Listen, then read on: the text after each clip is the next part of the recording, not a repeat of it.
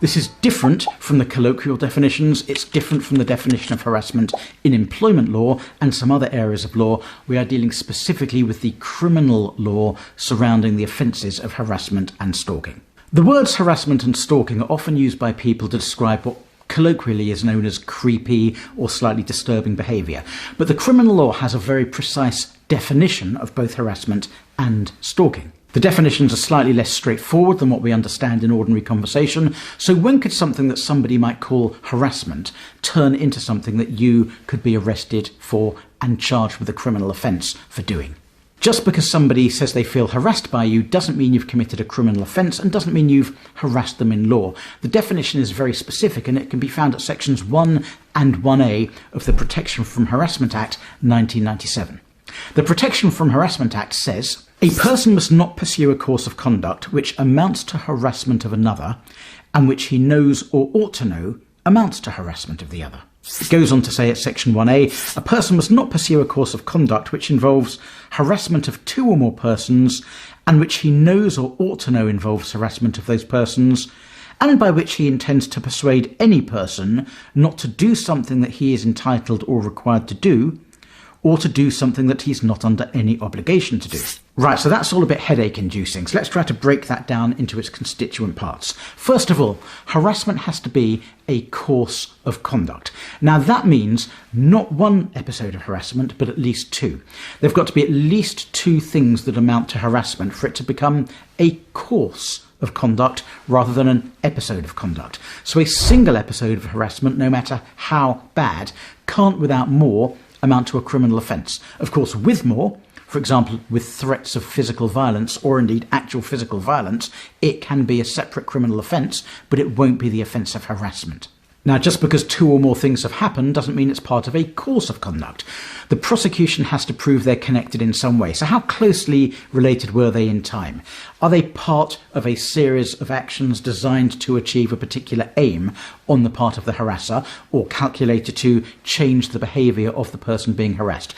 The court will look at how closely connected they all are to decide whether it amounts to a course of conduct. Conduct can mean pretty much anything. It can mean words, actions, texts, emails, WhatsApp messages. It's a very, very wide word. So if I kept phoning you in the middle of the night, that's much more likely because of the proximity in time to amount to a course of conduct than if I phoned you once every 3 months over the course of a couple of years. That would be unlikely to amount to a course of conduct because it doesn't have sufficient regularity about it.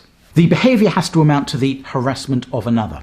Just because somebody feels harassed doesn't necessarily mean it will amount to the harassment of another. A magistrate or a judge will decide whether it is sufficiently serious to amount to harassment, and they look at the way that a reasonable person would view the situation. Just because you didn't intend it to amount to harassment doesn't mean that it's not at law harassment. Just because the recipient perceived it as harassment doesn't mean that it is in fact harassment. What a magistrate will do is look at what a reasonable person, which in the real world means what the magistrate thinks. They'll look at what a reasonable person thinks. Would a reasonable person think that the course of conduct you embarked on amounts to harassment? And if so, you're potentially guilty of the offence if the other elements are made out. And likewise with the requirement that the perpetrator, the person charged with the offence, has to know or ought to know that their behaviour amounts to harassment. So the mere fact you didn't think it amount to harassment isn't going to be a defence if a magistrate thinks you ought to have known it amounted to harassment.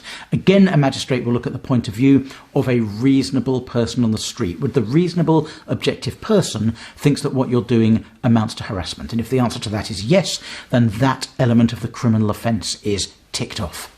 Harassment can usually only be tried in a magistrate's court, and it carries a maximum sentence of an unlimited fine or 6 months imprisonment.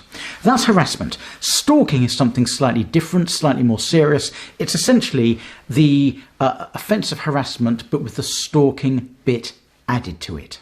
The Protection from Harassment Act 1997, Section 2A, says a person is guilty of an offence if the person pursues a course of conduct in breach of Section 1.1, that's harassment, and the course of conduct amounts to stalking. Now, the word stalking brings to mind images of following somebody around smoking a cigarette, standing outside their house and looking up at their backlit window.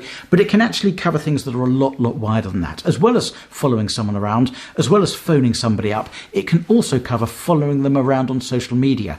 It can cover posting things in their name, pretending to be them. It can be posting things about them. It can be sending them tweets and texts and messages. So the word stalking can cover a huge variety of behaviour. It's not just what you imagine to be stalking from 1950s B-roll movies. Stalking can only be tried in a magistrate's court, and again, it carries an unlimited fine as a maximum, or a maximum of 6 months in prison.